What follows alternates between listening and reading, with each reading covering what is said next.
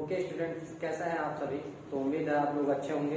तो आज हम पढ़ने वाले हैं क्लास 10 त्रिभुज ठीक एक्सरसाइज 6.4। इससे पहले मैंने सभी फॉर्मेट करवा दी हैं, आप लोग जाके वीडियो देख लीजिएगा। ठीक है, तो एक्सरसाइज 6.4 का क्वेश्चन नंबर फर्स्ट क्या है। कह रहा है कि मान लीजिए त्रिभुज क्या है, एक एबीसी सिमिलर है ट्राइंगल डीईएफ के। ठीक है, तो इनके क्षेत्रफल क्रमशः कितना है, 64 सेंटीमीटर स्क्वायर और 121 सेंटीमीटर स्क्वायर है। ठीक है, तो आपको क्या करना है, साइड एक दे रखी है EF इक्वल टू 15.4 सेंटीमीटर हो, तो BC ज्ञात करना है। ठीक, तो देखिए यहाँ पे हमें दो त्रिभुज दिए हैं और वो भी त्रिभुज कैसे हैं, सिमिलर है, यानी एक ट्राइंगल ABC है। ठीक, ABC, एक दूसरा त्रिभुज क्या है DEF। D किसके सिमिलर है, एक है, तो यहाँ पे D होगा। E किसके सिमिलर है, E है B है, तो D ये E होगा और ये F। ठीक, ये दो त्रिभुज कैसे हैं, सिमिलर है। ठीक है, तो देखिए अगर सिमिलर ट्राइंगल होते हैं तो ये चीज तो हमें यहाँ पर दिया है कि ये दोनों कैसे हैं, सिमिलर हैं। तो त्रिभुज ABC ठीक सिमिलर टू ट्राइंगल DEF। ठीक, तो हम यहाँ से क्या क्या कंक्लूजन निकाल सकते हैं कि BC अपान EF। ठीक, और BC अपान EF हो जाएगा, और हमें क्या चाहिए, AB अपान DE। ठीक, ऐसा बोल सकते हैं। तो देखो हमें BC निकालना है ना, BC, तो इनके क्षेत्रफल का अनुपात हमें दे रखा है, कितना क्षेत्रफल क्या दे रखा है, AB। देखो और क्या हो सकता है, AC अपान DF। ठीक, तो क्षेत्रफल यानी त्रिभुज का क्षेत्रफल क्या है, क्षेत्रफल त्रिभुज ABC और क्या होता है त्रिभुज DEF। और हमने पढ़ने पढ़ रखी है ये कि BC का स्क्वायर अपान EF का स्क्वायर इक्वल होता है किसके, AB अपान DE के स्क्वायर होगा। ठीक, ये हमने थ्योरम पढ़ रखी है, AC अपान DF के स्क्वायर होगा। यानी जो त्रिभुज का क्षेत्रफल होता है वो इनकी समतल भुजाओं के स्क्वायर के बराबर होता है, समानुपात के बराबर होता है। ठीक, तो देखिए क्षेत्रफल हमें इनका दे रखा है, त्रिभुज का क्षेत्रफल कितना है, देखो ABC का क्षेत्रफल कितना है, 64 सेंटीमीटर स्क्वायर है और इसका क्षेत्रफल 121 सेंटीमीटर स्क्वायर है। ठीक, तो यहाँ पर रख दीजिए 64 सेंटीमीटर और ये 121 सेंटीमीटर स्क्वायर। और हमें किसका रेशियो देखो, BC अपान EF, यहाँ पर इसका रिलेशन हमें दे रखा है, EF दे रखा है, देखो EF दे रखा है, BC निकालना मतलब हमें सिर्फ इतने से ही मतलब है ये। ठीक, तो देखो हमें इसका साइड निकालना है। ठीक, तो आप स्क्वायर को इधर ले दीजिए, तो ये 64 अपान 121 रूट में हो जाएगा, जब स्क्वायर इधर चल कर आएगा, EF स्क्वायर इधर आ जाएगा तो ये अंडर रूट हो जाएगा। ठीक, इसको रूट से 64 किसका स्क्वायर होता है, 8 का, 21 किसका होता है, 11 का। ठीक, BC अपान EF। ठीक, अब देखिए 8 अपान 11 इक्वल टू BC नहीं पता है, ऐसे रखो। ठीक, और EF पता है ना, EF की वैल्यू हमें गिवन है 15 पॉइंट कितना 4, इधर भेज दो, क्रॉस मल्टीप्लाई हो जाएगा। ठीक, तो 8 into 15.4 upon 11 equal to BC। ठीक, 11 से कट कर दीजिए, 11 बन जाए 11। ठीक, पॉइंट लगाइए, 11 4 जा 44 खत्म। ठीक, कितना आ जाएगा, 8 इंटू 1.4 इक्वल टू क्या, BC कितना हो जाएगा, 8 14 5 70 84 96 14 ठीक। तो 8 32 की 2 8 एकम 8 और 3 11 सेंटीमीटर। ठीक, ये BC आ जाएगा। ठीक है, तो इस टाइप से हम क्या करेंगे, इसको फाइंड आउट करेंगे। ठीक, ये थ्योरम हमने पढ़ रखी है, सिमिलरिटी दे रखी थी, इस टाइप से हम साइड निकाल देंगे। ठीक, समझ में आया, चल इसको इधर लिख दे रहे हैं। ठीक, यहाँ देख लीजिए 8 इंटू 1.4 ठीक इक्वल टू BC, तो ये आ जाएगा। ठीक, आप लोग इसको नोट डाउन कर लीजिए। तो आइए देखते हैं क्वेश्चन नंबर सेकंड क्या है। ठीक है, तो कह रहा है कि एक समलंब ABCD, जिसमें AB पैरेलल है CD के, विकर्ण परस्पर बिंदुओं पर प्रतिच्छेद करते हैं।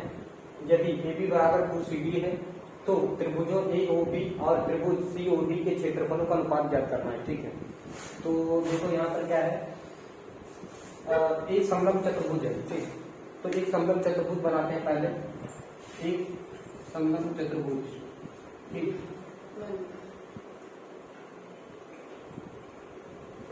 तो ये हो गया A, ठीक, B, C, D। ठीक, ये एक समलंब चतुर्भुज है जिसमें AB पैरेलल और ये क्या है, विकर्ण है इसके।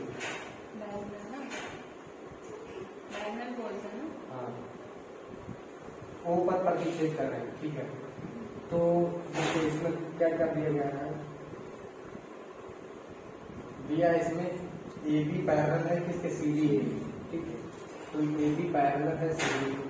ठीक है, और देखो और क्या दे रखा है, दिया है AB बराबर है 2CD, इसका डबल है AB का, यानी AB का डबल कौन है, CD डबल है। ठीक है, त्रिभुज कौन से लेने हैं, तो हमें सिद्ध क्या करना है,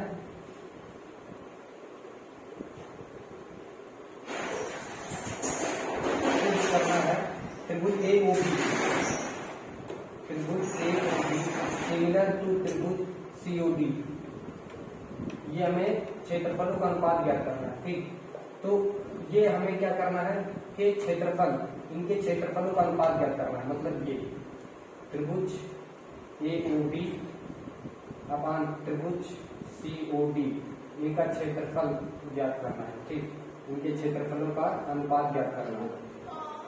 ठीक, ये चीज हमें ज्ञात करनी है। ठीक है, ठीक, ये चीज हमें निकालना है। तो चलो देखते हैं, पहले प्रूफ करते हैं। देखो, जब AB पैरेलल है, जब AB पैरेलल है CD के, ठीक, ये दोनों जब पैरेलल है तो कोण A यानी ODC क्या लिखेंगे, कोण ODC इक्वल होगा, ODC इक्वल होगा किसके, OBA के, इसके एंगल OBA क्या है, एकांतर कोण है। ठीक, एकांतर कोण ODC और OBA, ठीक, एकांतर कोण है। फिर OCD लिखेंगे, OCD ये वाला कोण किसके एकांतर है, OAB क्या है, एकांतर कोण है। ठीक, और देखो ये और ये एकांतर कोण हो गया। ठीक है, उसके बाद देखो AOB और AOB ये वाला कोण किसके, COD क्या है, शीर्षाभिमुख कोण है। ठीक, शीर्षाभिमुख।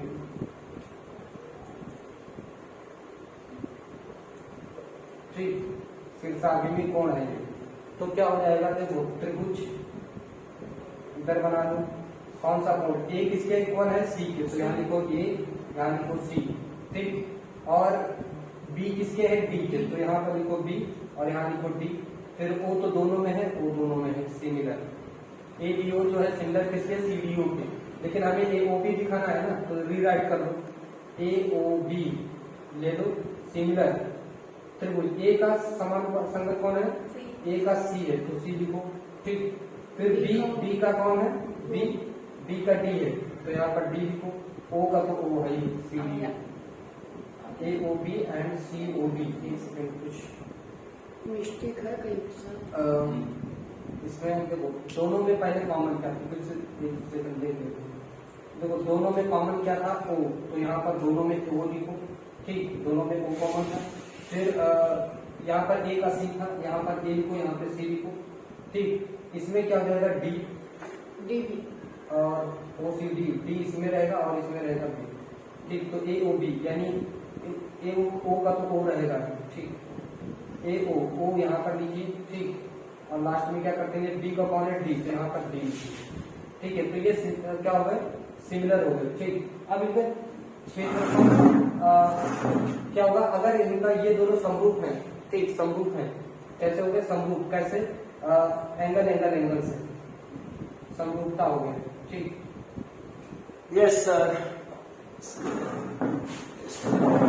ठीक, अब देखो इनकी क्षेत्रफल का अनुपात क्या होता है। देखो ये थ्योरम हमने पढ़ रखी जब दो त्रिभुज समरूप हों। ठीक, इसको यहाँ इधर लिखिए क्या सीधा लिखो, सीधा एडजस्ट हो जाएगा, वहाँ त्रिभुज एडजस्ट हो जाएगा। एक यहाँ पे त्रिभुज ए ओ बी सीधा लिखो, सिंगुलर त्रिभुज सी ओ डी। ठीक है, ए समरूपता से। और जब ये दोनों समरूप हो गए त्रिभुज क्षेत्रफल त्रिभुज ए ओ बी ठीक अपान क्षेत्रफल किसका सीओडी सीओडी। ठीक, तो क्या होगा इनकी ये ओ ए स्क्वायर होगा अपान सीओ का होल स्क्वायर। ठीक, फिर O B upon O D का whole square equal to A CD upon C B का होल स्क्वायर इक्वल होता है। ठीक, ये प्रमेय है, प्रमेय से कह सकते हैं 6.6 ये 6.6 प्रमेय मैंने आप लोग को करवाई है। ठीक है, तो यहाँ पे देखो हमें इन दोनों से मतलब है, तो यहाँ से ले लीजिए क्षेत्रफल ए ओ डी अपान क्षेत्रफल सी ओ डी त्रिभुज क्षेत्रफल क्या A B upon C D का होल स्क्वायर। ठीक, इतने से मतलब है हमें। देखो ए बी क्या है, A B equal to 2CD है, तो यहाँ पर हम क्या लिख सकते हैं, ए बी की जगह 2CD लिख दीजिए और सी डी तो सी डी है। ठीक, का whole square C D cut कर दीजिए। ठीक, क्षेत्रफल ए ओ बी अपान क्षेत्रफल सी ओ डी। ठीक, तो कितना आ जाएगा क्षेत्रफल देखो ए ओ बी अपान क्षेत्रफल सीओडी ये हो गया 4/1। ठीक, तो ये आ जाएगा इसका रेशियो क्षेत्रफल का अनुपात पूछा गया था। ठीक है, तो समझ में आप लोग को, इसको आप लोग नोट डाउन कर लीजिए। तो देखते हैं क्वेश्चन नंबर 3 क्या है कि एक ही आधार बीसी पर, बीसी क्या है एक आधार है पर दो त्रिभुज एबीसी और डीबीसी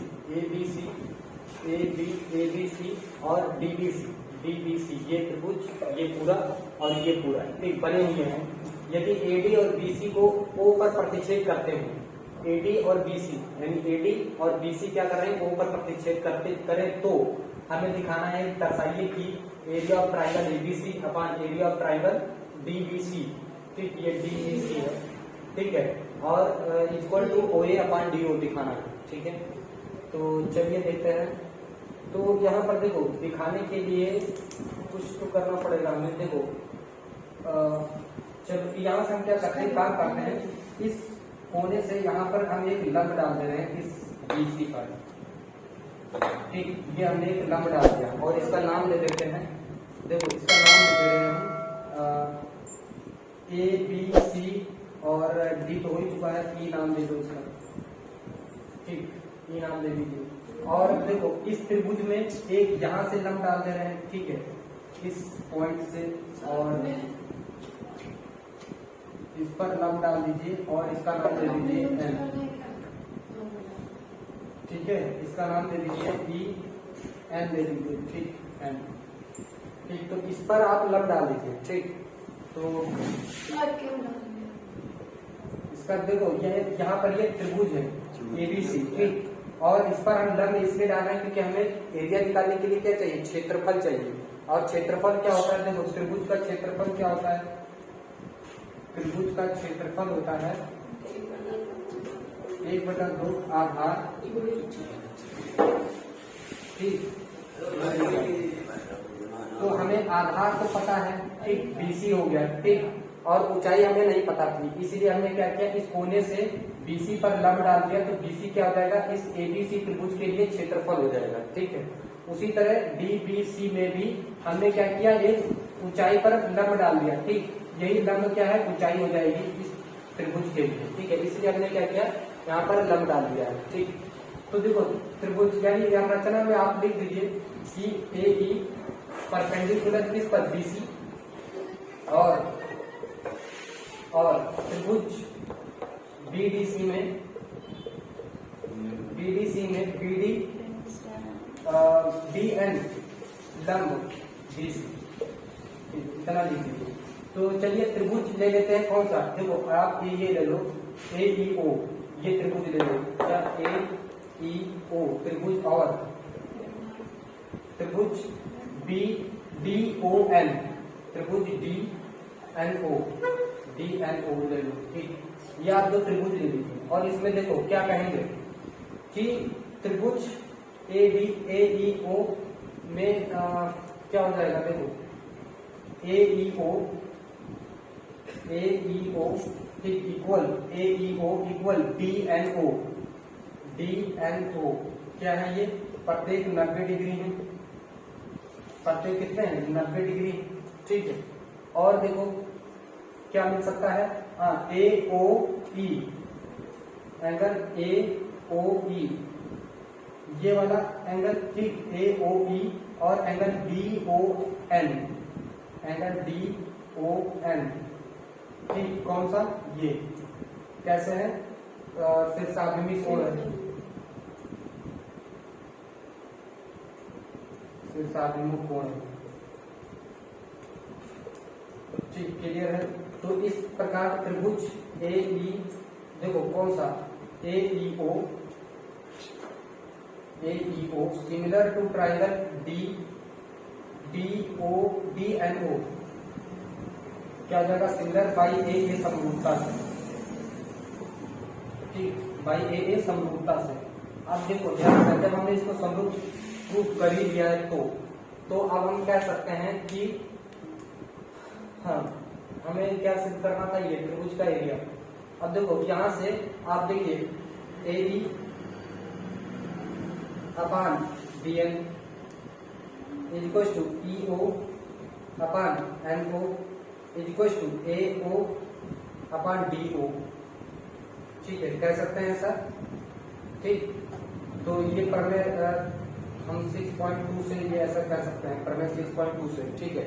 जब दो त्रिभुज समरूप होते हैं तो उनकी भुजाओं का अनुपात क्या होता है, इक्वल होता है, ठीक है, ओके। अब देखो यहां से अब हम निकाल लेते हैं त्रिभुज क्षेत्रफल, ठीक, इधर देखिएगा,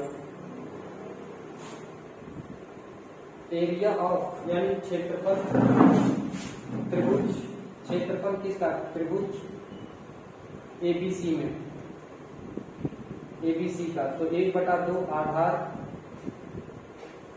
गुणे ऊंचाई, ठीक। तो देखो क्षेत्रफल एरिया ऑफ त्रिभुज एबीसी 1/2, आधार क्या है, बीसी है, देखो किस पर लंब है, बीसी पर, तो आधार क्या हो जाएगा, बीसी, ठीक, इंटू ऊंचाई कौन है, एबीसी त्रिभुज में ऊंचाई कौन है, ऊंचाई है एई, तो यहाँ पर आप लिखिए एई, ठीक, ये समीकरण 1 हो जाएगा, ठीक।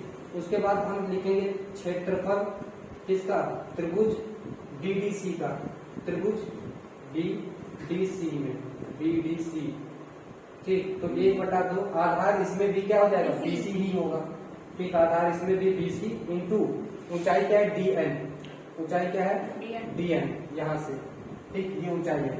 ये समीकरण हो गया 2, आप इसको भाग लगा दो, ठीक, समीकरण